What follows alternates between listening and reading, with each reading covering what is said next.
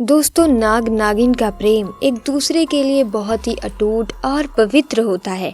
ऐसे में अगर कोई व्यक्ति नागिन को नाग से जुदा कर देता है तो नागिन बहुत ही भयंकर तरीके से नाग की मौत का बदला उस व्यक्ति से लेती है जिसने उसके नाग को मारकर नागिन से जुदा किया हो। तो ऐसे में इच्छाधारी नाग नागिन के पास बहुत सी शक्तियाँ होती हैं। दोस्तों, प्राचीन काल से ही प्रचलित है कि एक ऐसी नागिन होती है जो कि इच्छाधारी होती है, अर्थात उनके पास ऐसी शक्तियाँ होती हैं जिससे वो किसी का भी रूप धारण कर सकती हैं।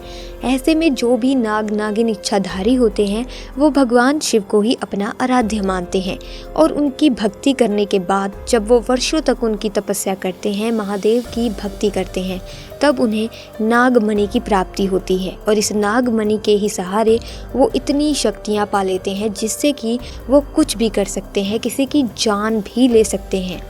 दोस्तों, ऐसे में तब क्या हुआ जब अपने नाग की हत्या का बदला लेने के लिए एक इच्छाधारी नागिन ने कर दी सारी हदें पार। ये घटना जानकर आपके भी रोंगटे खड़े हो जाएंगे। दोस्तों, राजस्थान के एक छोटे से गांव चांदपुर में खेत के समीप एक कुएं में इच्छाधारी नाग नागिन का जोड़ा रहा करता था। एक रात्रि की बात है जब इच्छाधारी नागिन अपना रूप बदलकर चांदपुर गांव में यूं ही भ्रमण करने के लिए निकली थी और कुएं के पास उस समय इच्छाधारी नाग सो रहा था। उस समय वहाँ बहुत अंधेरा था। मुकेश और रज्जत नाम के दो किसान अपने खेत का सारा काम निपटाकर उसी कुएं के पास से गुजर रहे थे। ऐसे में अंधेरे में भूलवश मुकेश का एक पैर इच्छाधारी नाग के फन पर रख गया। इसके बाद जैसे ही इच्छाधारी सांप ने मुकेश को काटना चाहा, पीछे से रज्जत ने ये देख लिया और अपनी कुल्हाड़ी से उसने उस इच्छाधारी नाग की हत्या कर दी। जब दोनों को पता चला कि ये कोई साधारण नाग नहीं है, ये तो इच्छाधारी नाग है, तो उन्होंने उसे उठाकर पास में स्थित कुएं में फेंक दिया और वहां से भाग निकले। उधर जब इच्छाधारी नागिन कुएं के पास लौट कर आई तो अपने मृत नाग को कुएं में देखकर वो बेसुध हो गई। उस नाग की आंखों में उसने उसके कातिलों को देख लिया था। उसके दिमाग में बस एक ही शब्द चल रहा था और वो था बदला। उसने उसी समय प्रण लिया कि जिसने भी मेरे नाग की हत्या की है, मैं उन दोनों इंसानों को इस कुएं के अंदर ही मारूंगी। ऐसे में उसने बहुत सालों तक उसी कुएं में रहकर अपने नाग के कातिलों का इंतजार किया, परंतु मुकेश और रज्जत ने उस घटना के बाद से उस स्थान से निकलना ही बंद कर दिया।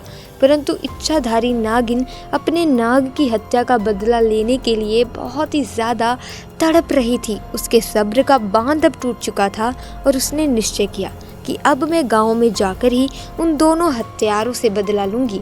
उसने बहुत ही सुंदर कन्या का भेष धारण किया और चांदपुर गांव में पहुंची। पूरे गांव में उसने नाग की आंखों में देखे कातिलों को ढूंढना चाहा, पर वो कहीं नहीं मिले। परंतु रात्रि के समय मुकेश और रज्जत पुणे खेत से काम करके वापस लौट रहे थे।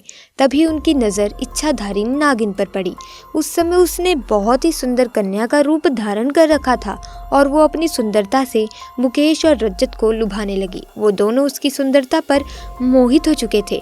ऐसे में उस लड़की ने कहा कि आओ, मैं तुम्हें स्वर्ग की सैर कराती हूँ। वो दोनों बेसुध हो गए और उसके पीछे पीछे जाने लगे।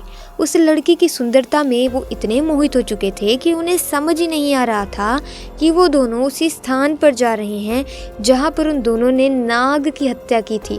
अब वो इच्छाधारी नागिन दोनों को लेकर उसी कुएं के पास आ गई और अपना भयंकर और विशाल रूप उन दोनों को दिखाया, जिसे देखकर दोनों के पसीने छूट गए और डर के मारे कांपने लगे। इच्छाधारी नागिन ने उन्हें अपना पक्ष रखने का मौका भी नहीं दिया कि भूलवश उनसे नाग की हत्या हुई थी और नागिन ने उन्हें डस डस कर दोनों को मारकर अपने नाग का बदला लिया और अपने प्रण के अनुसार दोनों के शव को उसने उसी कुएं में फेंक दिया जिस कुएं में उन्होंने उसके नाग को मारकर फेंका था, और वो पुनः उसी कुएं के आसपास ही रहने लगी। दोस्तों, आप भी इस बात का विशेष ध्यान रखिएगा कि किसी भी प्रकार से आप जाने अनजाने में किसी भी नाग नागिन को चोट ना पहुंचाएं, क्योंकि हमारी एक छोटी सी गलती हमारे ऊपर बहुत भारी पड़ सकती है। नाग हो या नागिन, ये सब महादेव के गहने हैं। हमारा कार्य है कि हम महादेव की भक्ति करते हैं, उन्हीं के साथ ही हमें इनकी पूजा अर्चना करनी चाहिए, ना कि इन्हें चोट पहुंचानी चाहिए।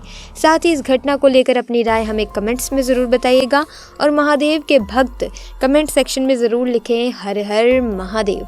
वीडियो अच्छी लगी, वीडियो को लाइक और शेयर करना ना भूलें। साथ ही चैनल को सब्सक्राइब करके बेल आइकन को प्रेस कर दें ताकि नए वीडियोज़ की अपडेट आपको मिलती रहे। आपका बहुत बहुत धन्यवाद।